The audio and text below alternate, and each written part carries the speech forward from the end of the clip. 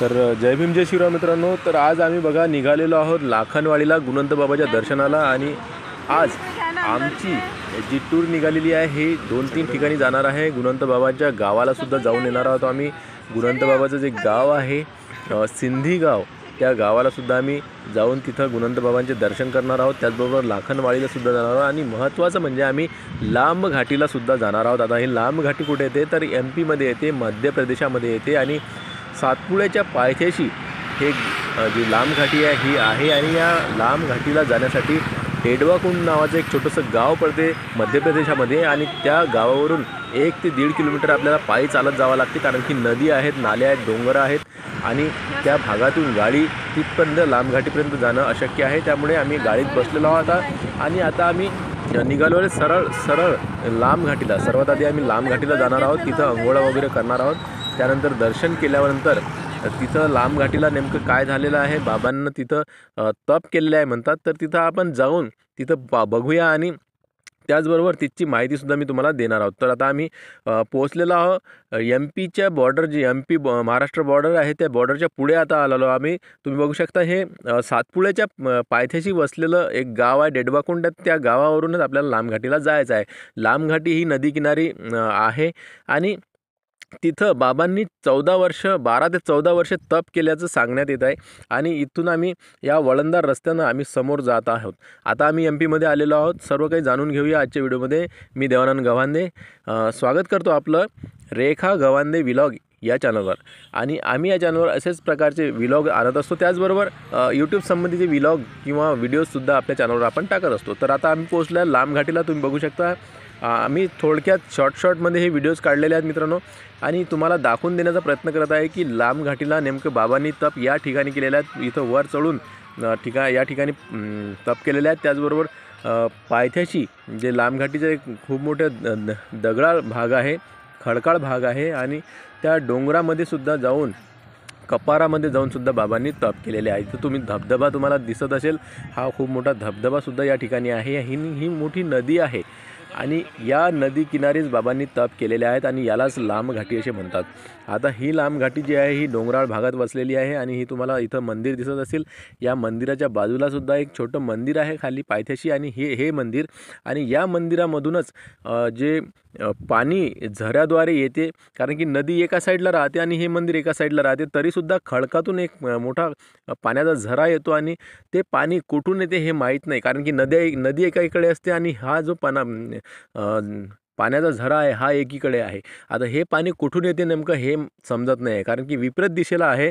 आणि त्यानंतर सुद्धा खूप मोठ्या प्रमाणात पाणी इथून येतं आणि गोमुखात तुम्हाला माहीत असेल की इथं गोमुखसुद्धा आहे, आणि या गोमुखात हे पाणी येते आणि लगातार 24 घंटे हे पाणी चालत राहते। खूप मोठी धार गोमुखातून या अशा प्रकारे हे पाणी गोमुखात जाते आणि तिथून हे जे पाणी आहे नदीमध्ये मिळते। तर आता हे गोमुखात येणारं हे पाणी आहे 365 दिवस लगातार चालत राहते। खूप मोठी धार या ठिकाणी गोमुखातून येत असते। तर ते धार मी तुम्हाला दाखवून देतो। तर हे बघा, हे ते पाणी आहे आणि हे जे गोमुख आहे हे इथं बनलेलं आहे, आणि या खाली आंघोळा वगैरे केले या पाण्याच्या धाराखाली तर आपले संपूर्ण जे काही आपले कष्ट असतील, दुःख असतील, हे सगळे दूर होतात।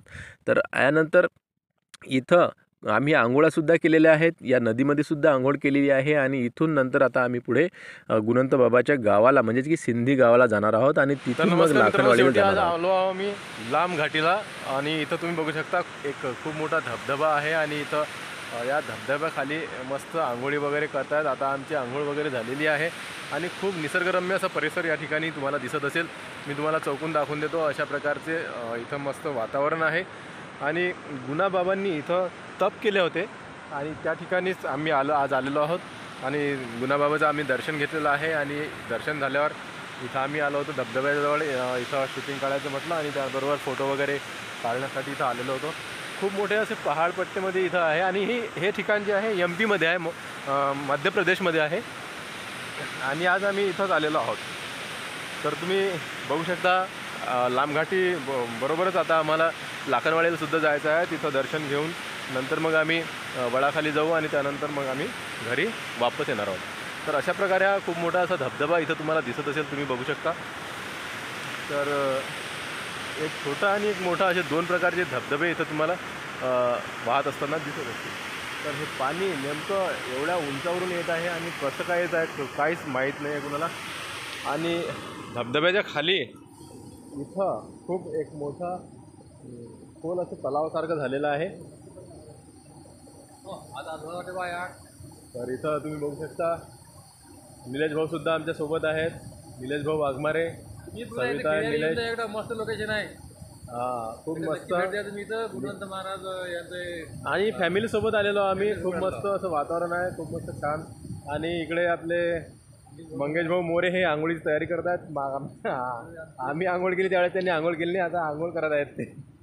तर तुम्ही बघू शकता. तर मित्रांनो, आता आम्ही पोहोचलेलो आहोत सिंधी गावला. हे गुणवंत महाराजचं गाव आहे. तर सिंधी गाव हे त्यांचं गाव असल्यानं इथं एक मोठी मंदिरं किंवा 2-3 प्रकारचे मंदिरं, 2-3 ठिकाणी इथं मंदिरं आहेत. आणि त्याचबरोबर एक गढीसुद्धा इथं आहे. पांढरी माती त्या गढीची आहे. आणि त्याचबरोबर त्याच्या बाजूला एक मोठं धरणसुद्धा आहे. आणि त्यामुळे या गावाला जाण्यासाठी आता रस्त्याची थोडी समस्या येत आहे. एका साईडला रस्ता आहे, परंतु त्यावर सुद्धा धरणाचं पाणी येते, म्हणजे ती गाडीसुद्धा हळूहळू चालवावं लागते, कारण की रस्ता खूप खराब आहे. म्हणजे आम्ही आरामशीर आलेलो आहोत. इथं दर्शन घेतलेलं आहे. हे गुणवंत महाराजचं मंदिर इथं आहे. आणि आता आम्ही आलेलो आहोत लाखनवाडीला. इथं तुम्ही बघू शकता हे लाखनवाडीचं ठिकाण आहे. आणि लाखनवाडीला आल्यावर आम्ही इथंसुद्धा दर्शनं घेतली आहेत. आणि चैतन्य धुनी मातेला सुद्धा आम्ही जाऊन दर्शन घेतलेली आहेत. तर लाखनवाडीचं एक खूप मोठं यशोगाथाच आहे. बाबा गुणवंत महाराज यांनी खूप लोकांचे जे दुःख आहेत, त्यांचे जे दर्द आहेत, त्यांचे दुःख आहेत, ते खूप दूर केलेले आहेत. आणि जो कोणता रोग असेल किंवा बिमारी असेल किंवा कुठलंही दुखणं असेल, जे दवाखान्यामध्ये बरे नाही झाले ते इथं येऊन बरे झालेले आहेत. आणि त्यामध्ये लोकांचा खूप लगाव गुणवंत महाराजकडे आहे. आणि आज आम्ही सुद्धा गुणवंत बाबाच्या दर्शनाला आलो आहोत. आम्हालासुद्धा असं खूप मनामध्ये असं चांगलं वाटत होतं. गुणवंत महाराजने आमचे सर्व काही ज्या स्थळी आम्हाला जायचं होतं, सर्व स्थळी आम्हाला जाऊन व्यवस्थितरित्या दर्शन घेऊ दिलं. ही गुणवंत महाराजचीच कृपा आमच्यावर आहे. आणि आज आम्ही आता लाखनवाडीला इथंसुद्धा आलेलो आहोत. आणि इथे येऊन गुणवंत महाराजचं दर्शन आम्ही घेतलेलं आहे, प्रसादसुद्धा वाटलेला आहे. आणि या ठिकाणाहून जाऊन आम्ही वळाखालीसुद्धा गेलो. आणि वळाखाली जाता जाता आम्हाला संध्याकाळच झाली. तिथंसुद्धा आम्ही दर्शनं घेतली.